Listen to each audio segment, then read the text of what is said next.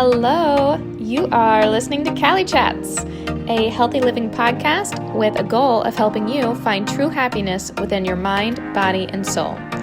I'm Jessie Cali, and it is time to get real. Hi guys, welcome to another Cali Chats. Before we get started, I did want to do a trigger warning for sexual assault and the triggers associated with trying to find a therapist. We don't really get into the meat of the topics too much, but I do mention them throughout this podcast, so just wanted to let you know if these topics are sensitive for you. Hello, happy Tuesday, you guys. Welcome back to another episode of Cali Chats. Today, we are going to dive into story time, as usual, and I'm going to give you a little bit more insight into my life and share some exciting news with you all. You are the first to find out this news. So consider yourself very, very, very, very special to me. And again, as usual, we will finish up with some of the lessons that I've learned, and hopefully you too will be able to apply this in your life somehow for the better. So let's get started. Once upon a time, a young, spry LSU alum decided she was done with the South, and embarked on an adventurous career journey, if you will, a career journey, if you will, full of brand new places, travels, and people. If you haven't guessed it already, yes, we are talking about me, your girl, Jessie. I once was, yes, a very young, spry alumni, whatever they call them, of LSU, and I remember I graduated back in 2014. I was done with the South. I'm done sweating. It's hot down here. I want to see what this snow is about. And I started the interview process for this job. I got it. It was pretty amazing. I got into this sales and marketing development program with a company, Fortune 250 company, and started right out of the gates in 2014. And you'll never guess where they moved me. And I didn't know where it was either. I remember it was my birthday, July 23rd, I got a call. And they told me, hey, Jessie, you got the job. We 100% want you. We just don't know where yet. And I was like, I'll go anywhere. Just don't put me in the South. I'm done with the South. And so these beautiful, beautiful people put me in Pittsburgh, Pennsylvania. And if you're one of my friends from Pittsburgh, Pennsylvania, I'm not knocking Pittsburgh. I'm just saying, I didn't even know what it was. I won't even lie to you. I literally went, what? Okay, cool. What's up? Like, where is it? And I know some of you are probably eye-rolling, being like, didn't you know what the Steelers were? No, I didn't. Like, I had no idea where Pittsburgh was. And so I just said, sure, I'm down. And I can, again, remember vividly calling my family and texting my family group chat and saying, guys, I'm moving to Pittsburgh. And they were like, girl, you know it's like really cold up there. I was like, what do you mean cold? And they're like really cold. Like sometimes it's below zero. And I was like, what? But I did not say what to them. I just looked at them and said, I got this. I want to leave the South. Okay. All of that to be said, I was ready. I was ready to embark on a new adventure to get out of here from what I had known and what I had always come to know. And I wanted something new. I wanted an adventure. And I think a lot of us do that. I think a lot of us get stuck. We get stuck and we just want to roll along, move along, find somewhere new because for whatever reason, we're done with the past. We're done with whatever we were doing before and we want something new. Sometimes we do this because we're running away from something. Sometimes we're running to something. In my case, I was always running to a higher job level or a higher salary. I wanted more. And I also now look back and realize I was running away from my sexual assault. And that was something that I had held back for a long time and wasn't really putting in the forefront of my life. My mental health was a backseat to me and my career was the front seat. So that being said, in the words of Dorothy, there's no place like home. That's the title of this blog, and we're going to circle back to that a lot of times. So before I continue on with the story, I wanted to note that. But also, now I want to share with you guys one of my favorite quotes before we continue, and it's from John Green. You spend your whole life stuck in the labyrinth, thinking about how you'll escape it one day, and how awesome it will be, and imagining the future keeps you going, but you never do it. You just use the future to escape the present. Let that one sink in. You just use the future to escape the present. A lot of times we're running so fast, we forget to enjoy everything about life. We forget to do the small things that matter, and you just run towards this goal or job or something that you think you need. And problem is a lot of times when you do reach that goal, it doesn't help, right? You just keep wanting more. Similar to last week when we talked about if you don't feel like you're enough, you're going to keep wanting more. It's very similar in your life when you keep running away or traveling, in my case, or living in so many different places. And that's a big part of my story, is how instead of just sitting down or writing down my problems and figuring out what I needed to do in my life, I kept running towards a new job, new people, new friends, new things. And that was amazing. I will never, ever regret anything I've done in this life because it has given me a lot of great people. It's given me a lot of great experience. I've seen lots of the world. So it's amazing. I'm very thankful. But I realized that I was just not willing to do the work at the time. And I wasn't really willing to write down what was important to me and what I actually needed. So getting back to my story time, where we left it off last was that I had graduated from LSU, scored this entry into a great Fortune 250 company, and was living my best life in Pittsburgh, Pennsylvania. I don't know what it was about me being in this program and trying to rush through it, but I got in my head that it was like if I was faster at it, if I got through the levels faster and climbed the ladder, that for some reason that would make me happier, I guess. I guess that was kind of my thought behind it. So I lived in Pittsburgh for 2 years. The first year I did the first role in the company. It was more of a sales, marketing kind of role. And then the second role I got in 11 months, and I was super, super proud of that. I was like, your girl, 11 months, already management. Gosh. Do you ever think back to when you were like 22, 23, and you're just like, wow, what an annoying human? Sometimes I feel that way. Anyways, so it took me about 11 months, got to the management position, which meant the next year in Pittsburgh, I was leading a 4-person team in the Ohio Valley.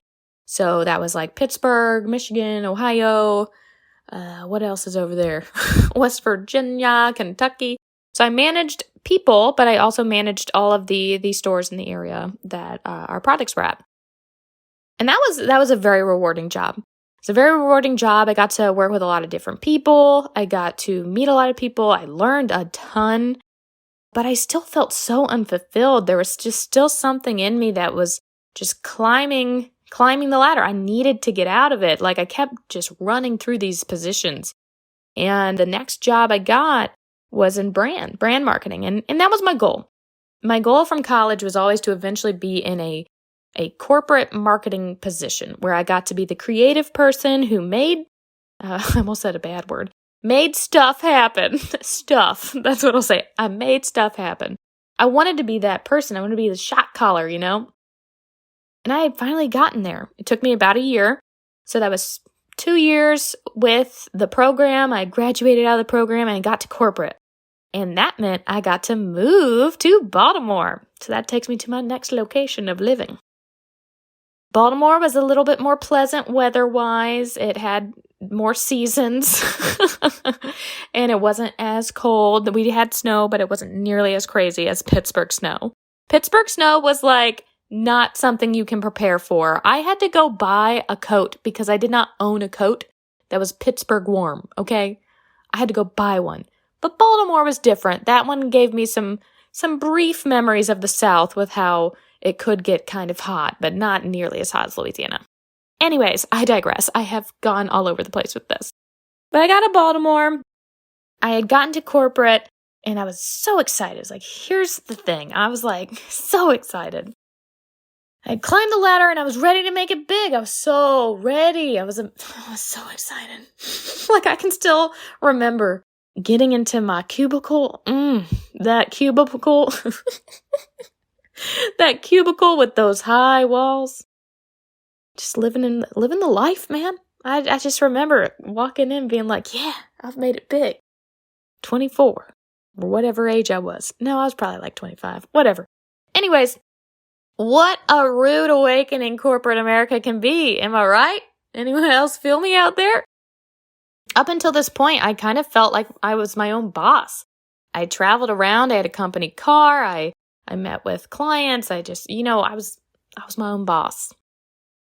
I was also working out of my home, and no day was the same before this. I had different days every day. 2 years later, when I'm sitting in my cubicle in this actual office, in my actual cube, it was overwhelming. It was still exciting. I will say that. It was definitely still exciting, but it was so overwhelming. It's overwhelming when you feel watched, when you feel like there's always people coming at you from every direction. It was weird. It was definitely weird. I stayed in this role on the brand team for a little over 2 years. And to date, it's one of my favorite positions I held with a full-time job. I loved working in branding. I love marketing to its core. It is my thing. It's why I built this business. I have all these different branches. There's Cali Creates, which is the blog. Then there's Cali Consulting, which is me. You can hire me for marketing needs. You can contract me out for your company, things like that. Then there's Cali Careers, where I help you find a job because, trust me, I know the pain of trying to find a job. It is not fun, okay? So I have all these different free downloadables and tools that you can use to find a job and just some tips and tricks. And then also, I have Grown at Home, which is my branch of plant stuff because I'm a plant mom, love plants. And then lastly, Cali Chats is the new segment that I created within the last, as you know, month or two. That is the podcasting and vlogging segment of the business. If you ever have any questions about Cali Creates LLC, do not hesitate to reach out to me. You can find all the information you need on the episode info or just listen at the end of the podcast. Anyway, I have gone off track again, but we are back, we are here, and we are going back to the story. So I was in that brand job and I loved it. So why did I leave it? Well, as I said earlier, corporate America was rude to me, okay? And I do think I was getting to the point where I had been with this company for a while. It'd been about 4 years, and I wasn't seeing growth anymore. And also when it came down to my mental health, I had not made my mental health a priority in my life at all in the last 4 years. At all. Work had been literally my entire life. It had become everything to me. My family was super far away from me at that point. My friends were pretty distant at that point too. I had started pushing a lot of people away because I was dealing with my sexual assault, and that was something that was really painful for me. I had pushed a lot of people away and I wasn't ready to really dig into that. So instead of doing that, I had ran to new jobs. I had ran to new promotions. But when I wasn't getting that next promotion, guys, I worked my butt off. I was working hard for that promotion. It had been 2 years. And like I had before, of course, I know, I don't want to sound like a spoiled brat being like, yeah, it'd been 2 years. Where was my promotion? But I was being promised it and it wasn't coming. I had been promised multiple times over and over again that was coming and it never came. I was getting frustrated. So now, not only did my mental health suck at home, but my mental health started to suck at work. Everywhere I turned, I was just miserable. And it was time at that point that I had to start thinking about how can I fix this, right? And at the time I thought, oh, quit my job. That's going to do it. How silly, okay? Let me just tell you before I continue on, if there is any chance of you just avoiding your mental health right now and you're trying to distract yourself with either people or things or jobs or whatever it is, take a look at your life, okay? If you feel like your life is out of control, but then all of a sudden you feel better because you got a new job or you met a new person or you're dating someone new or all these different things, that will be a temporary Band-Aid for sure. You know, I always felt great when I started those new jobs and those new positions for about a month or two. And then that feeling came back in, you know, that whole stuck in the future's going to be better. Everything's going to get better. If I do new things, run to new things, it's going to get better. It doesn't. Life will not get better until you choose to make it better. Period. End of story. It will not get better until you choose to do the work. And I wasn't choosing to do the work. I wasn't even choosing to see that I had a problem. I was at the point where I just was avoiding it so much that I hadn't even identified with it. I didn't even look at my assault at the time as a tragedy. I was blaming myself. And that's terrible. Please never do that. If I can save you from one thing today, please never blame yourself for things that have happened to you that are completely out of your control. Because it's not your fault. It's terrible what's happened to you if you've had things in your past. There's so many things that can affect your mental health. And your mental health is not your fault. The things that you feel and the things that are going on in there, it's not your fault. But you got to work on it. So I didn't. Coming back full circle, I didn't work on it. I gotten to the point where I just found a new job. I quit my last job, found a new job. Of course, before I quit, I had a new job lined up. And it was amazing. I thought it was amazing. Like in my head, I was like, this is great. I'm going to start this new job. It was literally a 3-minute walk from my apartment. So that was cool. And it was just a new opportunity. It was more in digital marketing. And prior to that, I had been more in branding. So I was there for all the experience. I wanted to fill up my marketing toolbox. So I ran to that new opportunity. So what do you think happened? What do you think happened? Did I just run off into the sunset, joyful, gleeful, and just live my best life? Nope. No. Lord, no, that's not what happened.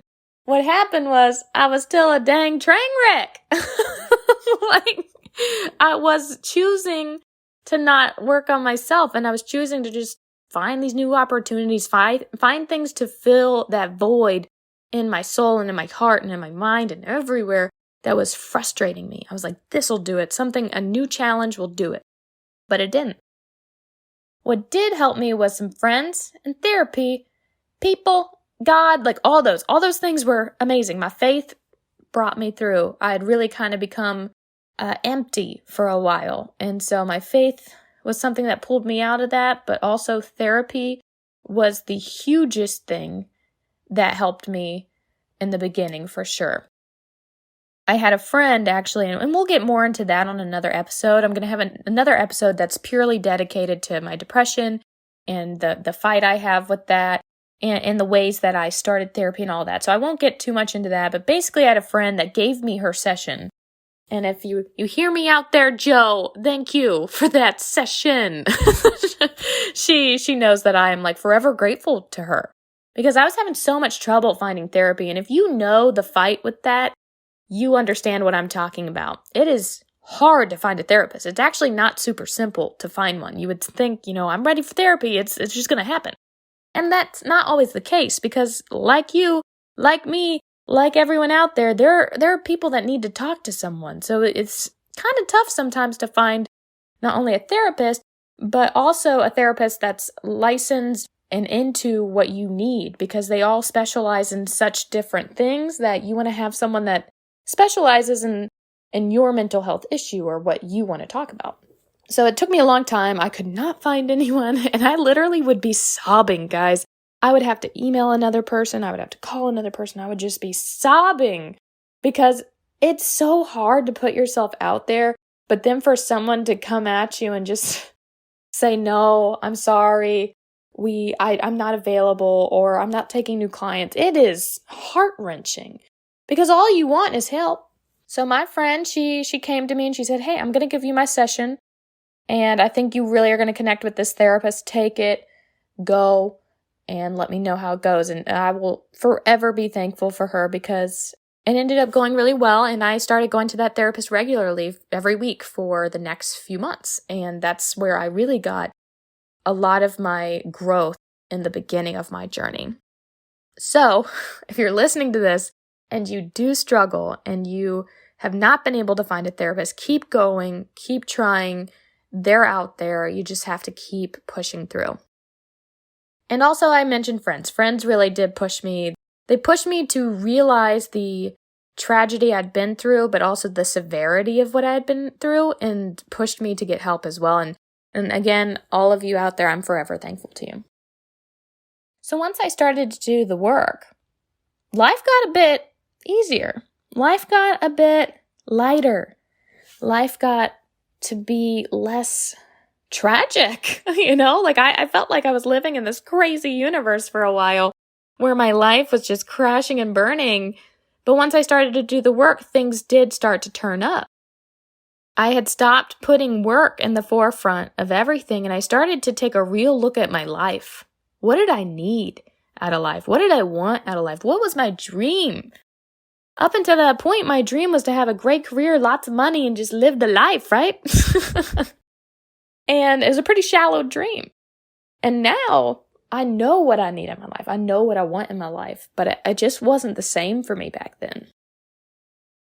Now in the forefront is always my family. I always have my family in the forefront. And I also have my friends in the forefront. But ultimately, I also have myself up very high on that list. And I used to put myself very, very low on the list. You are just as important as the friends and the family and all the other people. So never forget that self-love and self-compassion is huge. It's huge. And a lot of times I know we like to put that on the back burner because we're thinking about everyone else, but don't do that. Always, first and foremost, put your mental health, your mind, your body, all of that very high on your priority list. I know I do. I used to not, but now I do. Because once you have your mind, body, and soul aligned and in good standing, you're going to start feeling a lot better. And then guess what? You're much more of value to your friends and family because you're the best version of yourself. And that's who they love. I mean, they love you for every part of you. Don't get me wrong. All of my friends love every dramatic part of me. But they also love the growth that they see in me. And then I can also be the best person for them that I'm supposed to be, So work on yourself, but also do not underestimate the value of family and good friends. So all that to be said, I got to a point where I was in that last job in Baltimore where I just took a look at my life. I had been going through therapy for a while. I was starting to feel a lot better when it came to my mental health, and I felt ultimately good. I had started losing weight. I had started putting myself first, and I thought, I really miss my family, and I really miss a lot of my friends. I had a lot of great friends in Baltimore. Some of the best people I've met were up there, but I missed the South. Oh my gosh, listen to me. If you heard me in the beginning of this, you heard me say, I was tired of the South. I was ready to get out of there. Yeah. So silly. And yes, I just made the fart noise on my podcast, but I had gotten so tired of it and I was ready to get out. And then Q 4, 5, 6, how many years it was, I don't remember. Later, I needed my people and I needed the South. I missed it a lot. So yeah. There's no place like home. I had ultimately decided it was time for me to get back to my family. We had gone on this Hawaii trip for my parents. They were celebrating 40 years of being together and they renewed their vows. And that was the first time I had spent more than a week with my family in the same house. It was all my siblings. I have 2 brothers and a sister. I'm the baby. And also my nephews were there. And some of my aunt and uncle was there as well. So it was I had a lot of people there. And it was the first time I had really been surrounded by them all at the same time for a very long time. It was about 10 days, I think. You know when you're with the family and you feel like you're going to pull your hair out sometimes, but it's amazing too. Yes, family can really rack your brain and just frustrate you, but they also are the best people for you a lot of the time, And some of you may have friends that are like that too, friends that are family, that they're more, right? They're just more. They're the people that you go to in troubles, but they're also the people that are going to be there when you're down and there to pick you up. They were all there for me. At that point, they had all knew about what I was struggling with and everyone was super supportive. And when I got back up to Baltimore, it just felt wrong. It didn't feel right anymore. I felt this big hole that I had been filling with all of these different superficial things and jobs and money and stuff, and my heart, it was empty. That hole was bigger and bigger and bigger. And I ultimately realized that I had to go home. I had to go back to my people, because not only did I need my people needed me. And whether they told me that or not, they needed me. They just didn't say it. And I told my little nephew, Zachary, he's my pride and joy, 12 years old now. He's an old boy. I told him, I'm coming home for you. Because I will never forget that Christmas when he looked at me and he said, are you ever going to come home? And I almost about cried right there. So yeah, I decided to come back to Tennessee. So cue 2 years ago. That sounds right. Ugh, time is flying and it's exhausting. But yeah, back when I came down to Tennessee, that was when I started the blog. The blog started in 2019. I moved down here late 2018. I started working another job because, as you know, your girl loves to run into new jobs without thinking about it. And that job worked me to death. I came down here to Memphis. I started a job right out the gates. It was a big traveling job. I probably traveled over 50 to 75% of the time. I was rarely here, and I was constantly working. Again, deja vu. I know. It was back like my job originally, where all I was doing was working. So I went from a job where I was doing less crazy stuff and it was closer to home and I was working more on myself and choosing myself, into a job that, again, worked me to death. The sad part about all of that is that all the progress I had made on my mental health and all the progress I had made on my trauma kind of got fuzzy again, because I had stopped making it a priority in my life again. I started prioritizing work, and I started prioritizing all of these things that are ultimately not what's going to be the best thing for me and my mental health and my body and my spirit. Like, all of that was messed up. So I was in that job for about 6-7 months. I actually ended up quitting it because it was too toxic for me. It was just not a great environment, and I was working all the time. And I really I had lost a lot of weight. So the one thing I will say is that when I first moved home, big priorities for me were my body, my spirit. I had started watching church. I had started prioritizing that stuff for a while, and that was great. But work took all of those things and made it a lot more difficult. I was always working. So once I quit my job, I made the blog and I made the business and I made my body and physical and mental health a priority again. The thing is I wish I could go back and just knock on my head and go, hey, what are you doing? Stop not prioritizing the things that are important to you. Work is important. I will say, having money, having food on the table, all of that is important. But don't forget to do your homework and make sure the job is the right fit for you, to ask the questions, because you have to prioritize your mental and physical health as well. You can't forget about that stuff just for a job, because you will end up worse off for it. I promise. I have been through it multiple times where I just run into a new job, not even thinking about it, not prioritizing myself, and then I drown. I drown in all of this exhaustion, and I'm back on the ground again in depression, and I have to pick myself back up. Making you a priority should never feel wrong. So don't let it feel wrong, because it's always the right move. It's always the right move. You may not be able to make the move tomorrow, but make it a priority. Talk to your boss, talk to the people in your life, and tell them these are the things you need to do in order to work on yourself, because you need to put yourself first. So I took my power back. I quit that job. I focused on myself, and I was sure I would be able to find something new soon, just given my experience level, and I was just willing to grind for it and find it.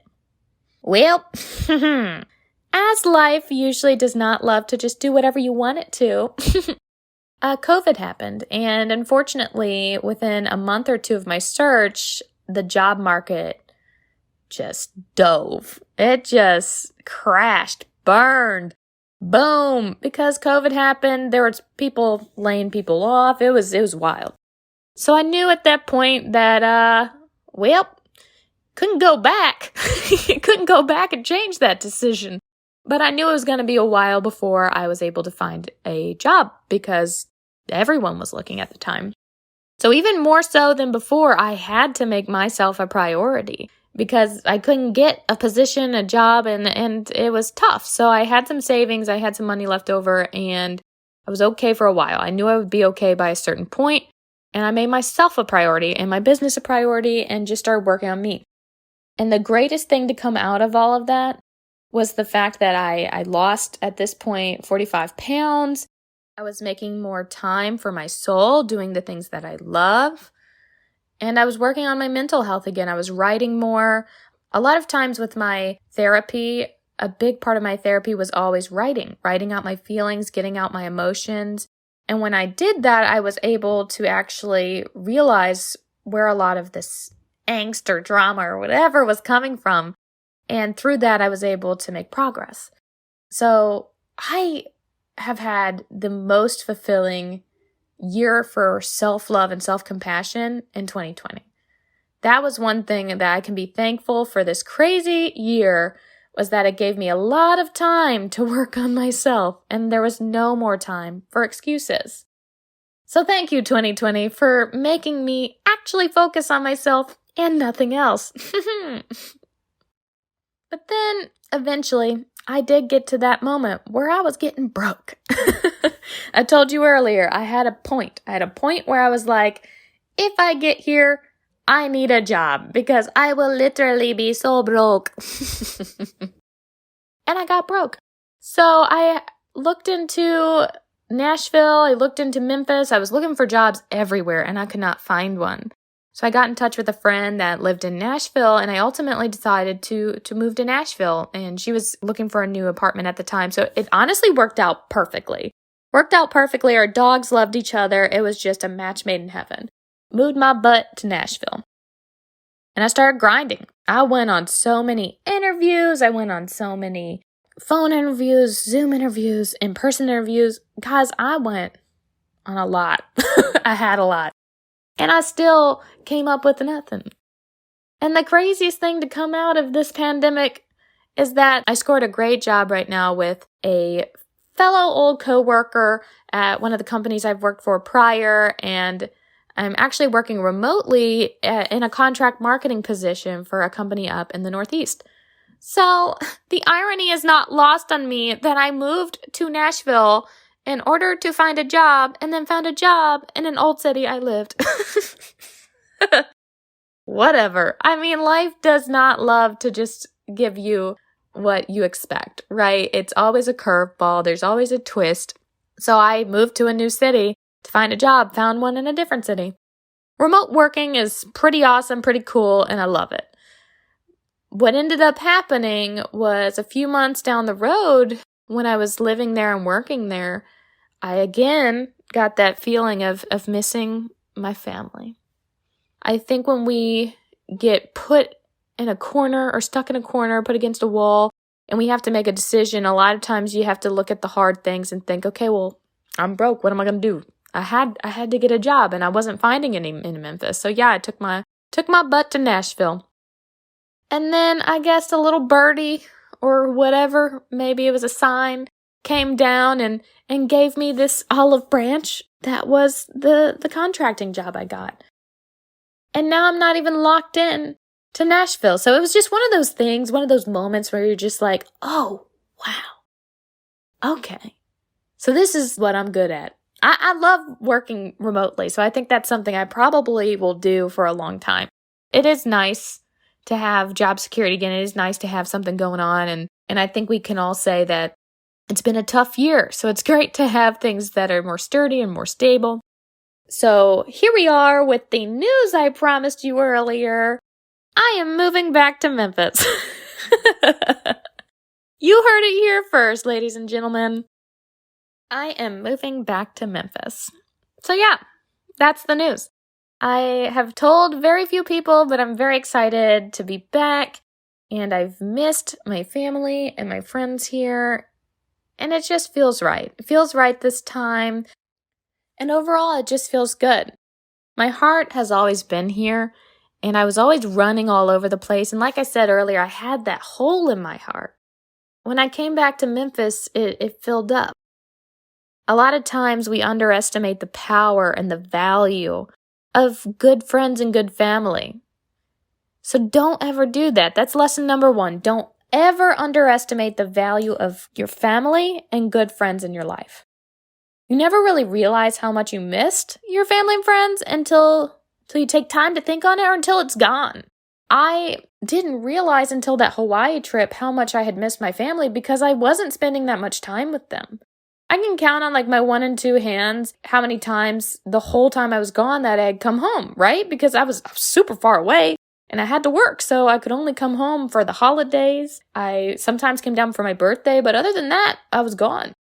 So don't ever underestimate that, because you will one day thank yourself for choosing it. I promise. Now, I'm not saying you have to move home or anything like that. That's not the point of this podcast. I'm not saying there's no place like home. Move home, everyone. But what I'm saying is don't underestimate it. Make a priority out of your friends and your family and reaching out to them and making sure they're important. For me, it's being near them. I missed being close to them physically and also in general. So don't ever underestimate them. Lesson 2 that I hope you get out of this podcast is never let work be your entire life, people. Please listen. Don't let it. I don't care if you're a doctor, an architect, or whatever, a pilot. I don't care what your job is, but don't ever let your job be your entire life, because there is so much more out there in this life that you should be living. We're not here on this earth to work until we die. That's not why we're here. We're here to live. So remember to live, okay? Don't let your job be everything.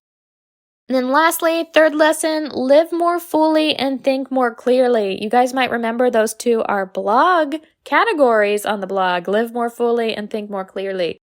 I always like to make those 2 points because you need to make efforts to fill your life with better things every day. Do more things that you love. That will fill your soul up. And focus on your mental health. Don't ever take your mental health for granted. And take care of your body, okay?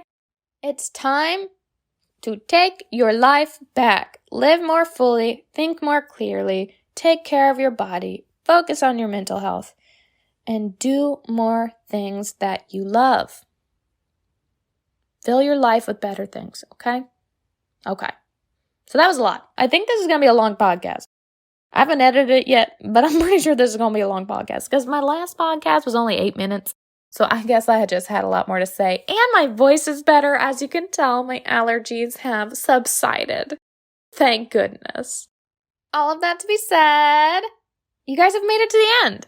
You have finished episode 5. There's no place like home. So I hope you enjoyed this podcast, and I am so thankful for you guys. Hopefully you enjoyed the news, and hopefully you got something out of this podcast. If not, feel free to email me. I'm just kidding. Don't. Just kidding. Get back to your days. Get back to your days. I hope you guys have a great rest of your day, and I will talk to you next time. Love you. Bye.